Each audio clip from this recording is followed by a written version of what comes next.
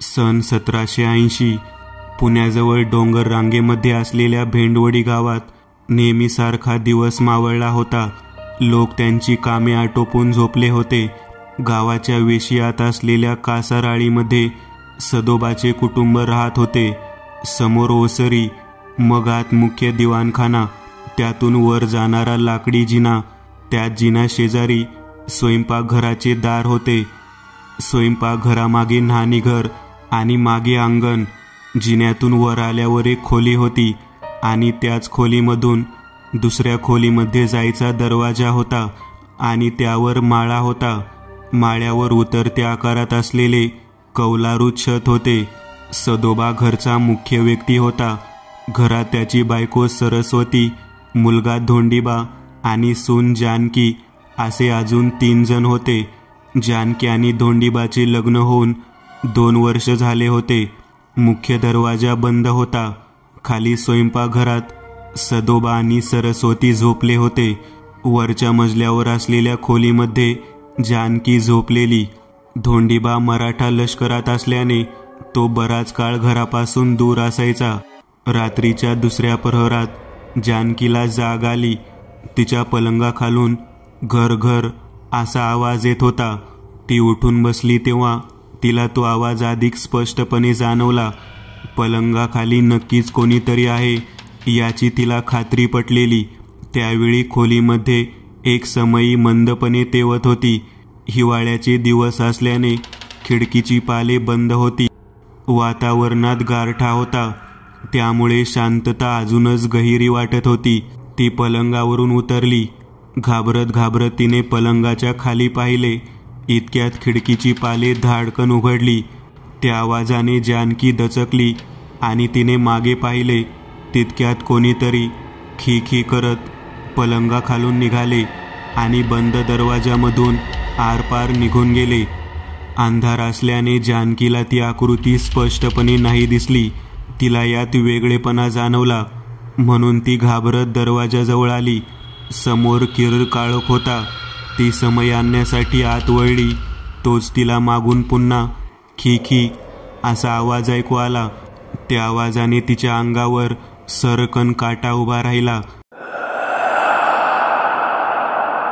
ती तशीच धावत समईजवळ आली. समई हातात घेऊन पुन्हा खोली बाहेर पडली. समईच्या प्रकाशात तिने ती खोली न्याहाळली. तिथे तिला कोणी दिसले नाही, पण तो तिच्या मागेच उभा होता. जानकी खाली आली. तिने सरस्वती यांना उठवले, त्यामुळे सदोबा देखील उठले. काय झालं ग, इतक्या रात्रीची खाली आलीस? काळजीच्या स्वरात सरस्वती यांनी विचारले. सासूबाई, ते वरती काहीतरी आहे. काय आहे? मला आवाज आला कसला तरी. इतकंच ना? स्वप्न पडलं असेल तुला काहीतरी. नाही हो, मला दिसलं काहीतरी. सरस्वती यांना जानकीच्या बोलण्यात थोडे तथ्य वाटले.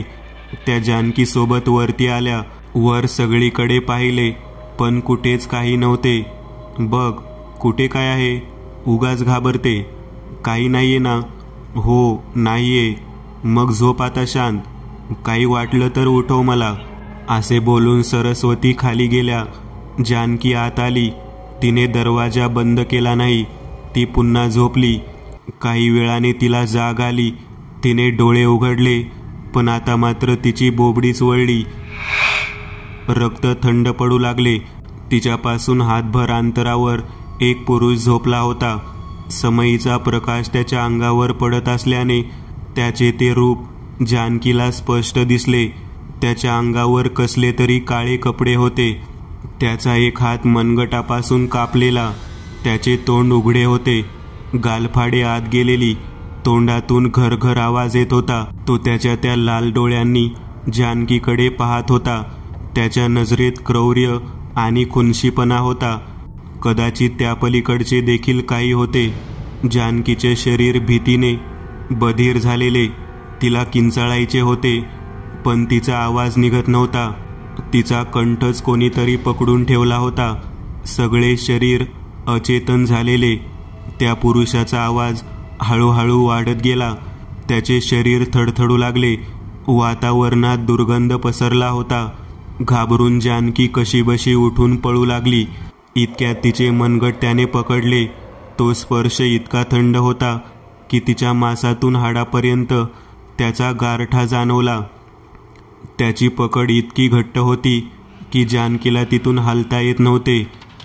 त्याने जानकीला जोरात ओढले. तिचं डोकं पलंगावर आपटले आणि सगळं काही शांत झालं. दुसऱ्या दिवशी सकाळी बराच उशीर झाला तरी जानकी उठली नाही, म्हणून सरस्वती जानकीच्या खोलीमध्ये आल्या. समोरील दृश्य पाहून त्यांच्या पायाखालची जमीन सरकली. पलंगावर जानकी अस्ताव्यस्त पडली होती. त्यांनी ओरडतच सदोबांना आवाज दिला. ते वर आले तेव्हा त्यांची अवस्था काही वेगळी नव्हती. त्यांना प्रचंड धक्का बसला होता. जानकीजवळ जात सरस्वती म्हणाल्या, "अहो, हिला काय झालं? श्वास बंद झाला आहे, अंग थंड पडलं आहे, पांढरी पडली आहे पूर्ण. मला काही समजत नाहीये. वैद्यांना बोलावतो मी." काही वेळातच वैद्य आणि शेजारील काही लोक सदोबांच्या घरी आले.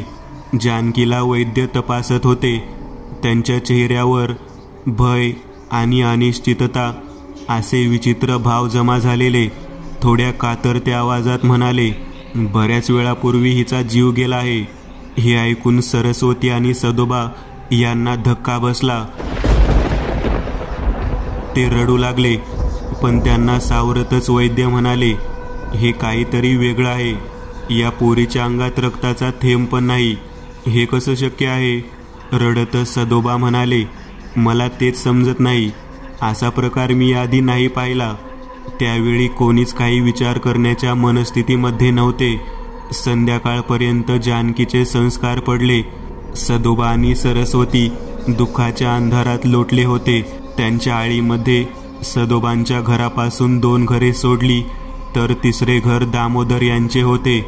त्यांचे घर सदोबांच्या घराच्याच धाटणीचे होते, पण मागे परसात विहीर होती.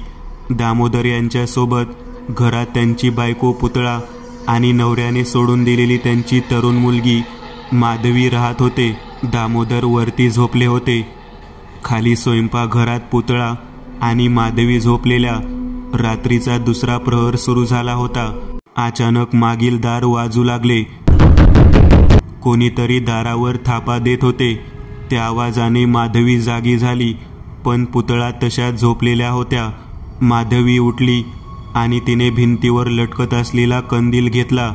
तिने दार उघडले आणि कंदील बाहेर काढला, पण तिथे कोणीच नव्हते. पण त्याभोवती असणाऱ्या अंधारात तो उभा होता. कोणी दिसले नाही म्हणून माधवीच्या मनात शंकेची पाल चुकचुकली. ती दरवाजा बंद करू लागली, पण कोणीतरी जखडून ठेवल्यासारखा दरवाजा जागचा हालतच नव्हता. माधवी पुतळा यांना उठवण्यासाठी मागे वळली, पण तिथे कोणीच नव्हते. तिला धक्काच बसला. ती पुन्हा घरात आली आणि दुसऱ्या खोलीमध्ये जाऊ लागली. तिने दुसऱ्या खोलीमध्ये पाऊल टाकले तोच ती फिरून पुन्हा मागच्या दाराने स्वयंपाकघरातच आली. काय झाले ते तिला समजलेच नाही. तिने पुन्हा प्रयत्न केला, पण ती फिरून स्वयंपाकघरातच येत होती. ती घाबरली होती. काय करावे तिला कळतच नव्हते. मागील दार तर बंद होत नव्हते. जणू काही ती स्वतःच्याच घरात पण वेगळ्याच विश्वात अडकली होती. काहीतरी ठरवून ती मागील दाराने बाहेर पडली. तिचं लक्ष विहिरीजवळ गेले. तिथे काठावर कोणीतरी उभे होते. अंधार असल्याने तिला नीट दिसत नव्हते. हातातील कंदील पुढे करत ती विहिरीजवळ आली. अजूनही ती आकृती तशीच विहिरीजवळ उभी होती. माधवी जेव्हा विहिरीजवळ पोहोचली तेव्हा त्या आकृतीने आत उडी घेतली. माधवीला काहीच समजले नाही. विहिरीत कोण पडले हे पाहण्यासाठी ती काठाजवळ गेली आणि आत डोकावून पाहू लागली. विहिरीला खूप पाणी होते. आत सगळा अंधार होता. कंदिलाचा उजेड ठराविक अंतरापर्यंत जाऊन लुप्त होत होता. ती आत डोकावून पाहत होती तेव्हा तो तिच्या मागेच उभा होता. त्याच्या चेहऱ्यावर तेच क्रौर्य होते. माधवीला तिच्या मागे कोणीतरी उभे आहे याची जाणीव झाली, पण मागे पाहायची तिची हिंमत होत नव्हती. अचानक विहिरीचे पाणी उकळू लागले. त्यातून असंख्य बुडबुडे निघू लागले. पाण्याचा आवाज वाढत चालला होता. घाबरून माधवी मागे वळली तर तिच्यापासून अर्ध्या फुटावर तो उभा होता. ती पुन्हा दचकली. घाबरून तिचे पाय जागेवरच गोठले. त्याचे ते लाल डोळे तिच्यावर खिळले होते. तो जरासा पुढे आला. घाबरून माधवीने हलायचा प्रयत्न केला. इतका वेळ जखडलेले तिचे पाय एकदम मोकळे झाले आणि ती तोल जाऊन विहिरीत कोसळली. पाण्यातून बाहेर निघण्यासाठी ती हातपाय मारू लागली. कसंबसं पोहत विहिरीच्या भिंतीजवळ आली, पण तिला तिथे कोणाचे तरी पाय दिसले. तिने घाबरत वर पाहिले. तिचे लक्ष विहिरीच्या कठड्याकडे गेले. तिथे तो बसला होता. कठड्यावर बसून देखील त्याचे पाय पाण्यापर्यंत खाली होते. आता मात्र ती पुरती भेदरली होती. तिला वर जाता येत नव्हते. इतक्यात तो गायब झाला. ते पाहून ती पायऱ्यांकडे जाऊ लागली. तितक्यात तिचे पाय ओढले गेले. ती पाण्यात खेचली जाऊ लागली. त्या काळ्या पाण्यात तिच्या नाकातोंडात पाणी जाऊ लागले आणि तिची धडपड थांबली. दुसऱ्या दिवशी विहिरीमध्ये तिचा देह तरंगताना आढळला. पूर्ण पांढरा पडलेला तिचा देह जेव्हा बाहेर काढला तेव्हा इतर लोकांना देखील आश्चर्य वाटले, कारण तिच्या अंगात देखील रक्ताचा एक थेंब नव्हता. हे सगळे प्रकार काहीतरी विचित्र वाटले. त्यामुळे त्या दिवशी संध्याकाळी गावकऱ्यांची बैठक सुरू होती.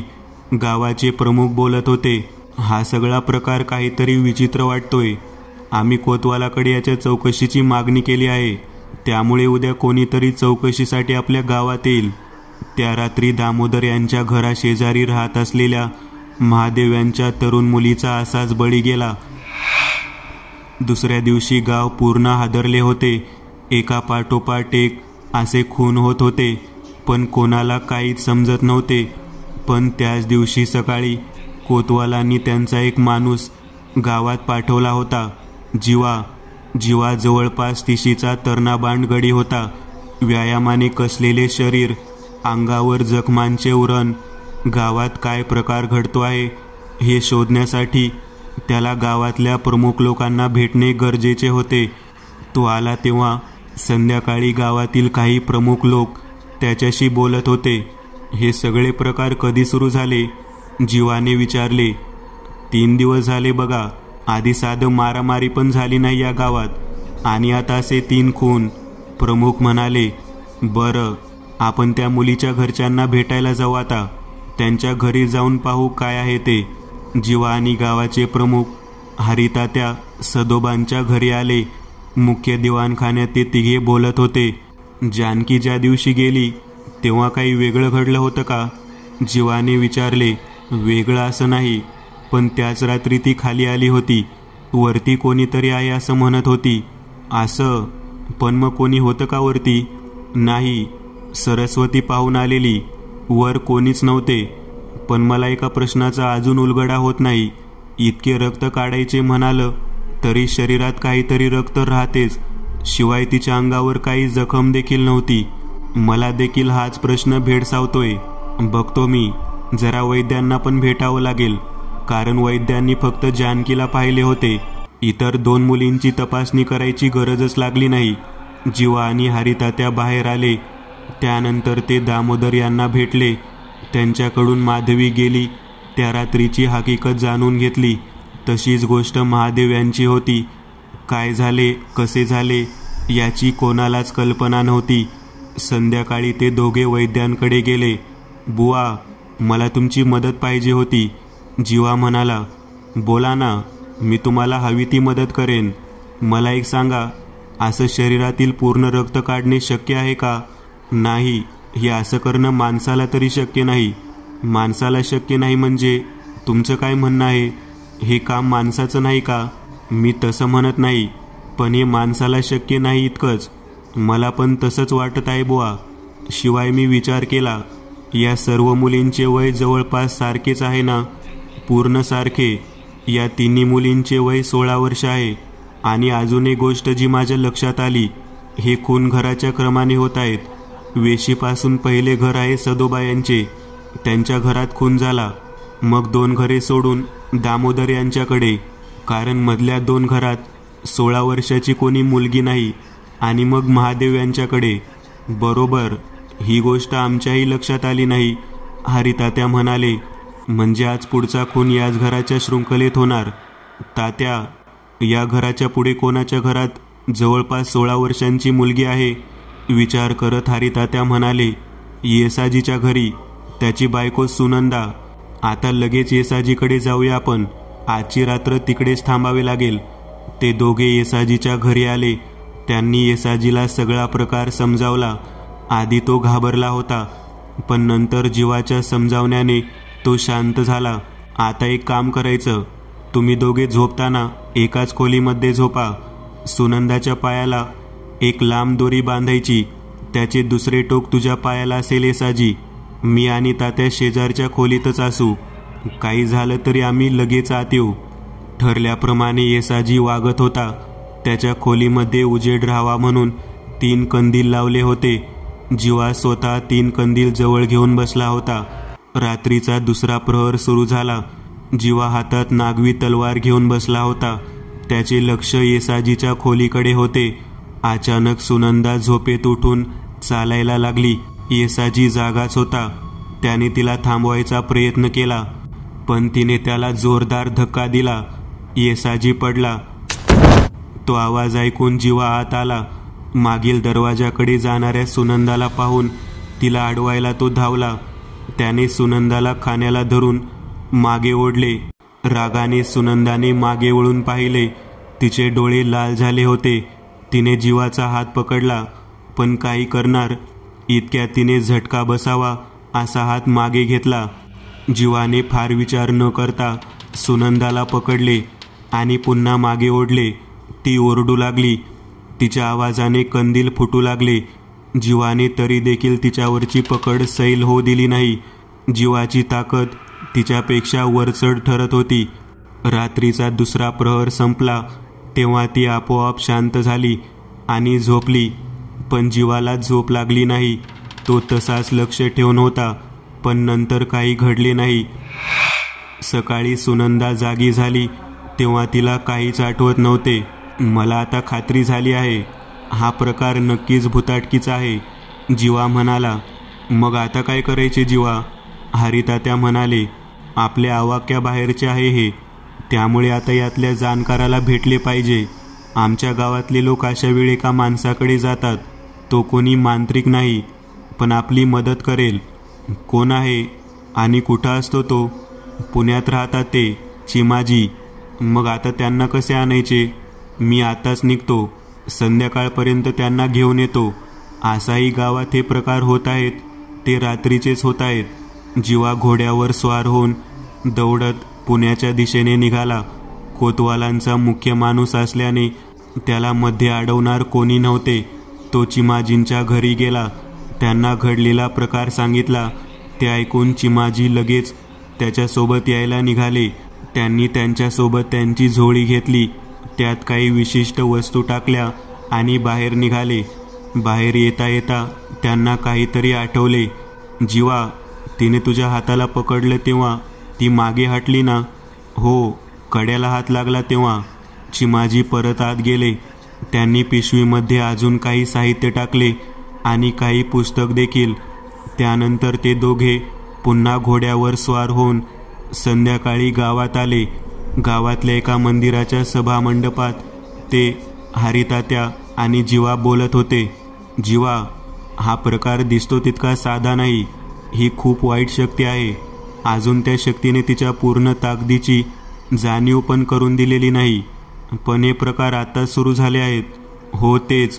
कोणती मुलगी? हां, जानकी. तिच्या खुनाच्या दिवशी या गावात काहीतरी घडले आहे, ज्यामुळे ती शक्ती या गावात आली. काय घडले हे शोधले तर आपोआप आपल्याला कळेल ही शक्ती नक्की कोण आहे. पण ते कसं समजणार? तुझ्या नकळत त्या शक्तीचा तुला स्पर्श झाला आहे. तुझ्या हातातल्या कड्यावर त्या शक्तीने तिचा अंश सोडला आहे. तोच अंश आपल्याला तिच्याकडे पोचवेल. म्हणजे मला समजलं नाही. अरे, तुझ्या हातात कड आहे ते साधे कडे नाही, त्यात काही शक्ती आहेत. म्हणून तर काल तू सुनंदाला रोखू शकला. तुझ्या कड्याला स्पर्श झाला तेव्हाच ती शक्ती थोडी कमजोर पडली. मग आता यावरून कसं समजेल आपल्याला? ती शक्ती कुठून आली? शक्ती म्हणजे ऊर्जा असते जीवा, आणि ऊर्जा कायम वातावरणात प्रवाही असते. तुझ्याकडं आपल्याला दिशा दाखवेल. चिमाजींनी त्यांच्या झोळीमधून एक नारळ काढला, त्याला एका विशिष्ट पाण्यात बुडवून दोरा बांधला. जीवाच्या हातातील कडे घेऊन ते कडे त्या नारळाच्या शेंडीवर बांधले. तो नारळ एका तामणात ठेवला. झोळीतून त्यांनी कुंकू काढले. ते कुंकू नारळावर टाकले. तसं नारळ आपोआप फिरला. ते तामण हातात घेऊन चिमाजी पुन्हा चालू लागले. त्यांच्यासोबत जीवा आणि हरितात्या देखील चालत होते. जसजसं चिमाजी पुढे जात होते, हरितात्या अस्वस्थ होऊ लागले. चिमाजी एका वाड्यासमोर येऊन थांबले. चिमाजी म्हणाले, तात्या, हा वाडा माझाच आहे. थोडं शरमेने हरितात्या म्हणाले, काय म्हणजे हा प्रकार तुम्हाला माहीत होता तात्या? आश्चर्याने जीवा म्हणाला, तसं नाही जीवा, पण परवा वाड्याच्या मागे मंदिरासाठी खोदकाम करत होतो. सुरुवात होती म्हणून 2 मजूरच होते. त्यांनी जवळपास 5 फूट खोदल्यावर काहीतरी छत्रीसारखा दगडी भाग मिळाला. कडेला खोदून काही माती काढली तर त्या छत्रीचा वरचा भाग मोकळा झाला. पण अजून खाली खोदताना त्या छत्रीचा एक खांब तुटला. त्यानंतर तिथे वेगळाच वास येऊ लागला. तिथे काम करणे शक्य होईना, म्हणून माती टाकून पुन्हा ते बुजवून टाकले. चला बघू तरी खरंच तिथून काय मिळते का. ते ज्या दिशेने चालले होते त्याच दिशेने तो नारळ फिरत होता. यावरून चिमाजी यांना अंदाज आला होता. ते योग्य ठिकाणी आलेत. त्यांनी तो नारळ त्या खांद्यावर ठेवला. तो नारळ गोल गोल फिरू लागला. इथेच आहे ते, चिमाजी म्हणाले. काय आहे? जीवा म्हणाला, त्या शक्तीचा स्रोत आहे इथे. इथे काहीतरी आहे जे पुरातन आहे, पण करायचे काय? जीवा, तू कडे घे परत, वेळ कमी आहे. तात्या, तुम्ही खोदकाम करणाऱ्या 4 लोकांना बोलवा आणि लगेच खोदा इथे. खोदकाम सुरू झाले. लोकांनी झटपट खोदत छत्रीच्या कडेने खोदले. ती छत्री जवळपास 4 फूट उंच होती. त्याला 8 खांब होते. त्याच्या मधोमध एक पेटी होती. एक खांब तुटला होता. सूर्य अस्ताला गेला होता, त्यामुळे आता मशाली पेटवल्या होत्या. त्याच्या उजेडात चिमाजी ती छत्री पाहत होते. त्या छत्रीच्या प्रत्येक खांबावर काहीतरी मूर्ती कोरलेल्या. एका खांबावरील मूर्ती तुटली होती. सर्व खांब पाहून झाल्यावर चिमाजी नकळत म्हणाले, अष्टदिग्पाल. काय काय म्हणालात? जीवाने विचारले. या मूर्ती अष्टदिग्पालांच्या आहेत जीवा, पण या उलट दिशेला आहेत. हे काय असतं? हरितात्या म्हणाले, ही 8 दिशांचे रक्षक असतात. कोणतीही वस्तू सुरक्षित ठेवायची असेल तर त्या वास्तूभोवती 8 दिशांना हे अष्टदिग्पाल बसवले जातात. त्यांची तोंडे ही वास्तूच्या विरुद्ध दिशेला असतात, म्हणजे बाहेरून येणारी कोणतीही वाईट शक्ती वास्तूमध्ये प्रवेश करू शकत नाही. या अष्टदिग्पालामुळे तिची ताकद पूर्ण संपून जाते. पण इथे तर त्यांची तोंडे आतल्या बाजूला आहेत, जीवा म्हणाला. होय जीवा, मी त्याचाच विचार करतो आहे. ही तोंडे आतल्या बाजूला आहेत, म्हणजेच हे अष्टदिग्पाल या छत्रीच्या आत असलेल्या वस्तूचे रक्षण करत नाहीयेत, तर छत्रीच्या आत असलेल्या वस्तूपासून गावाचे रक्षण करत आहेत. म्हणजे या पेटीमध्ये अशी काही गोष्ट आहे ज्यापासून या गावाला धोका आहे? हो, नक्कीच. हे बघ, अष्टदिग्पाल म्हणजे उत्तरेला कुबेर, दक्षिणेला यम, पूर्वेला इंद्र, पश्चिमेला वरुण, आग्नेयेला अग्नी, वायव्येला वायू, ईशान्येला ईश म्हणजेच शिव, आणि नैऋत्येला निवृत्ती. हे 8 जण या गावाचे रक्षण करत आहेत. पण यातला पूर्वेचा खांब तुटला आहे, म्हणजे तिकडून त्या शक्तीला विरोध होत नाहीये. म्हणजे 7 खांब शाबूत असताना देखील ती शक्ती इतकी ताकदवान आहे. होय, तेच मी तुला सांगितले जीवा. विचार कर, हे 7 खांब नसते तर काय हलकल्लोळ माजला असता. मग आपण आता ती पेटी खोलून पाहायचे का? पाहावेच लागेल, नाहीतर त्यात काय आहे हे कळले नाही तर त्याचा सामना कसा करणार? जीवाने ताकद लावून त्या पेटीवरचे दगडी झाकण फिरवले. समोरील दृश्य पाहून सगळ्यांनाच धक्का बसला. हरितात्या तर घाबरून कोलमडले. त्या पेटीमध्ये पुरुषाचा देह होता, पण एका विचित्र तेलात त्याला बुडवून ठेवले होते. तो मृतदेह वाटतच नव्हता. इतक्या चांगल्या अवस्थेत होता तो देह. चिमाजी, असं वाटत आहे आता हा उठेल आणि बोलायला लागेल. इतक्या चांगल्या अवस्थेत कसा काय राहू शकतो हा मृतदेह? जीवा, तो ज्या तेलात बुडवला आहे ते तेल त्याचे रक्षण करत आहे, ज्यामुळे तो सडला नाही. त्यामुळे तो देह सडला नाही. पण देह असा जपून ठेवायची गरज काय आहे? चिमाजींचे लक्ष त्या पेटीच्या आतून बाहेर पडलेल्या एका छोट्या पेटीकडे गेले. पेटीवरचा दगड हलवताना ती छोटी पेटी बाहेर पडली. चिमाजींनी ती पेटी उघडली. आत बरेच कागद होते, जे संस्कृतमध्ये लिहिलेले. कागदावरच्या पहिल्या 2 ओळी वाचताच चिमाजी म्हणाले, जीवा, ती पेटी बंद कर आधी. जीवाने ती पेटी बंद केली. चिमाजी एक एक करत ते कागद वाचत होते. त्यांना संस्कृत अस्खलित येत होती, त्यामुळे त्यांनी भराभर ते कागद वाचून काढले. वाचून झाल्यावर त्यांच्या चेहऱ्यावर भीती दाटून आली होती. काय झालं चिमाजी? जीवाने विचारले. जीवा, हे सगळं भयानक आहे. यात या पेटीचा इतिहास आहे. मी काय सांगतो ते नीट ऐका. चिमाजींनी सांगितलेला इतिहासातील भाग काहीसा असा होता. सन 740 त्या गावावर आणि एकूणच इतर प्रदेशावर हिंदू राजवट होती. गावात सगळ्या गोष्टी सुरळीत सुरू होत्या. पण अचानक गावातील तरुण मुली गायब होऊ लागल्या. गायब झाल्यावर काही दिवसांनी त्यांचे मृतदेह नदीकिनारी सापडत होते. पण त्यांच्या अंगातील रक्त काढून घेतलेले असायचे आणि त्यांची करंगळी कापली असायची.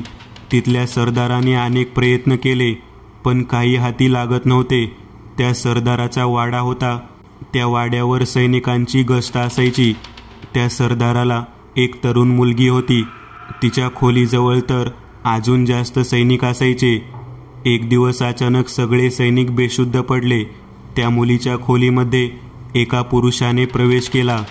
त्याने हातातील राख फुंकली, तशी ती बेशुद्ध झाली. त्याने तिला उचलले आणि तो बाहेर येत होता. तितक्या समोरून एक सैनिक आला. त्याला पाहून त्या पुरुषाने त्याच्या दिशेने राख फुंकली, पण त्या सैनिकाला काहीच झाले नाही. तो धावतच त्या पुरुषाच्या दिशेने गेला आणि त्याचा राख असणारा हातच छाटला. ती मुलगी खाली पडली. त्या सैनिकाने त्याला बंदी बनवला. त्याचे हात मागे बांधले. तेव्हा देखील तो पुरुष काहीच बोलला नाही. दुसऱ्या दिवशी त्याला सरदारासमोर हजर केले. त्या सैनिकाचे नाव होते यशवंत. यशवंत म्हणाला, हुजूर, याला काल पकडले तेव्हा याच्या झोळीमधून तंत्र, जादूटोना वगैरेचे साहित्य मिळाले. शिवाय अनेक मुलींच्या करंगळ्या मिळाल्या. यानेच कसली तरी राख फुंकून सर्व सैनिकांना झोपवले.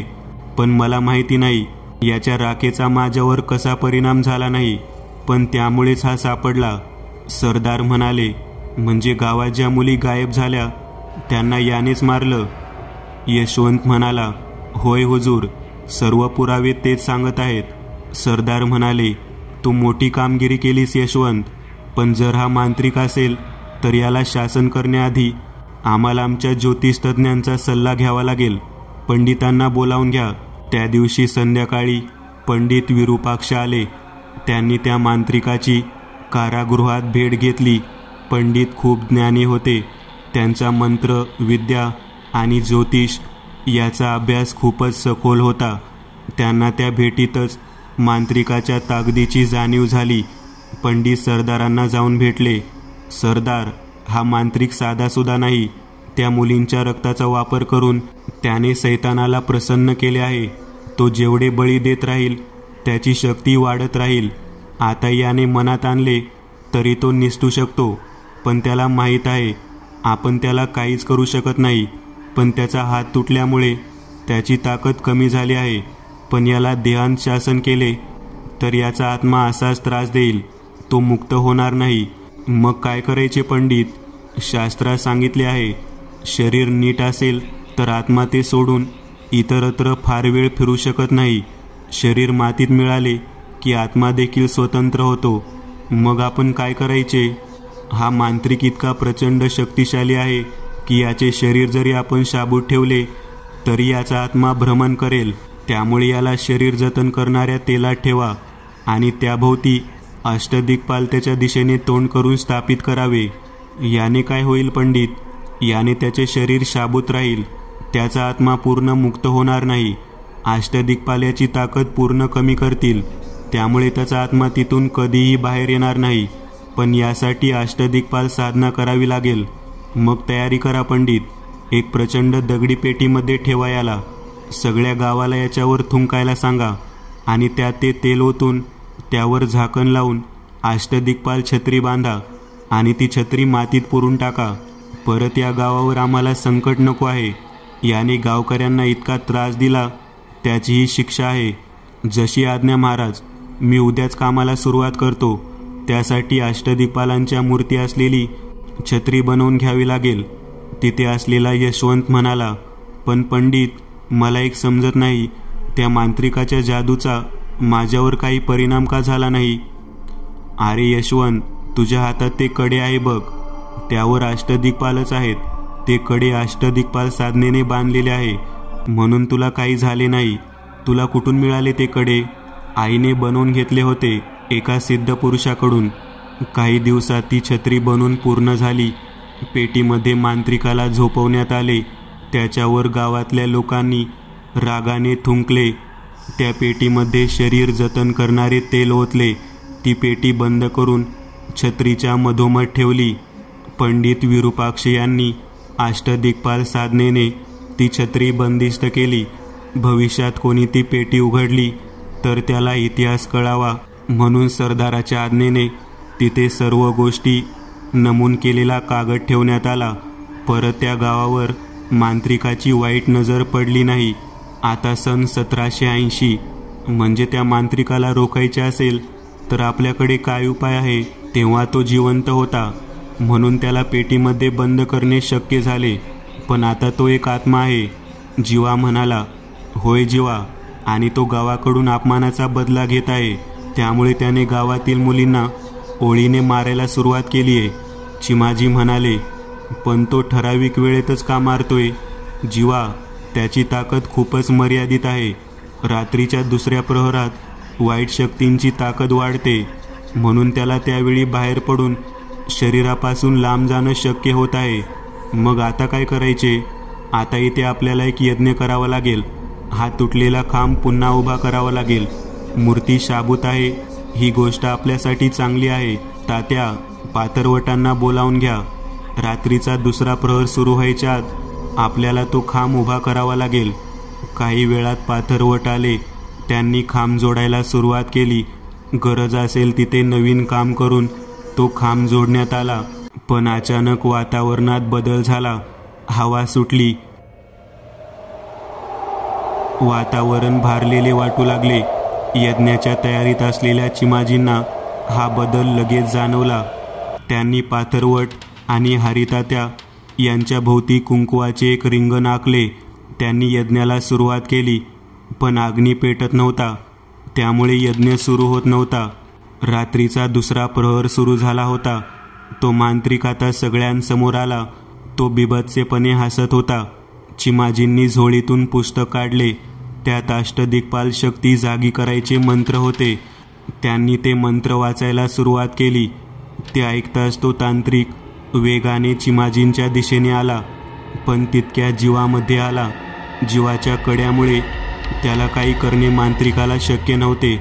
त्यामुळे मांत्रिकाने त्याच्या शक्तीने शेजारील झाडे पाडायला सुरुवात केली, पण चिमाजीपर्यंत त्याला पोहोचता आले नाही. त्याच्या किंकाळ्यांनी आसमंत शहारत होता. त्या मांत्रिकाने हरितात्यांच्या दिशेने जायचा प्रयत्न केला, पण तो ते रिंगण ओलांडू शकला नाही. जीवा, अग्नी पेटव, चिमाजी म्हणाले. जीवाने यज्ञात अग्नी पेटवला आणि तो अग्नी धडाडत पेटला. चिमाजींचे मंत्र सुरूच होते. त्या मांत्रिकाची ताकद कमी पडत होती. ताकद कमी पडल्यामुळे त्याचा आत्मा शरीराच्या दिशेने जात होता. अचानक तो आत्मा लुप्त झाला. बसवा खांब तिथे आता, चिमाजी म्हणाले. पाथरवटांनी तो खांब तिथे बसवला. अष्टदिक्पाल चक्र पूर्ण झालेले. चिमाजींनी त्यांच्याकडे असलेल्या सिद्धीतून अष्टदिक्पाल साधना पूर्ण केली. ती छत्री पुन्हा सिद्ध केली. आता सर्व काही नीट झाले आहे. ती छत्री पुन्हा मातीत गाडा आणि तिथे हे मी सांगतो ते कागद ठेवा, चिमाजी म्हणाले. चिमाजींनी घडलेला सगळा प्रकार मराठीमध्ये लिहिला आणि ते कागद तिथे ठेवले. ती छत्री पुन्हा मातीमध्ये गाडली गेली. दुसऱ्या दिवशी सकाळी मंदिराच्या सभामंडपात चिमाजी, हरितात्या आणि जीवा बसलेले. जीवा, ते कडं कुठून भेटलं तुला? चिमाजींनी विचारले. ते पिढीजात कडं आहे. आई नेहमी म्हणते, माझ्या पूर्वजांचा आशीर्वाद आहे. ते कडं कधी काढायचं नाही. जीवा, त्या कड्यावर पण अष्टदिक्पाल आहेत. कदाचित हे तेच कडं आहे जे यशवंतकडे होतं. म्हणजे यशवंत माझा पूर्वज होता. कदाचित असेल देखील. या गावाचे रक्षण व्हावे हे देवाच्याच मनात असेल म्हणून तर कोतवालांनी तुला पाठवला. पण ती छत्री आमच्या वाड्याच्या मागे आहे. म्हणजे आम्ही त्या सरदाराचे वंशज आहोत तर? हरितात्या म्हणाले. होय तात्या, तसेच आहे. त्यामुळे आता ती छत्री तुमचीही जबाबदारी आहे. गाव सांभाळा. पण आता काही धोका नाही, त्यामुळे मी जाऊ शकतो आता गावाला. जीवा म्हणाला. हो हो, नक्कीच. तुमचे आभार कसे मानावे कळत नाही. तुम्ही खूप मोठ्या संकटातून गावाला वाचवले आहे. हरितात्या म्हणाले. तुम्ही गाव सांभाळा बस. चिमाजी म्हणाले. चिमाजी आणि जीवा गावातून बाहेर पडले. त्यानंतर त्या गावात परत काही वाईट प्रकार घडला नाही. मित्रांनो, आज पुरतं एवढंच. तुम्हाला जर काही गोष्ट आवडली असेल तर नक्की लाईक करा. तुमच्यापैकी बरेचसे जण व्हिडिओ लाईक न करताच पळून जातात. पण हा जर व्हिडिओ तुम्ही लाईक केला तर मला जरा बरं वाटेल आणि असेच भारी भारी व्हिडिओ बनवायची माझ्यात एनर्जी येईल. त्यामुळे नक्की लाईक करा. आणि अजूनही कोणी या चॅनलला सबस्क्राईब केलेलं नसाल तर लगेच सबस्क्राईब करून टाका. आणि बाजूची घंटी ती मात्र दाबायला विसरू नका. देवाची घंटी आहे ती. चला तर मग पुन्हा भेटूया अशीच एक आगळी वेगळी गोष्ट घेऊन पुढच्या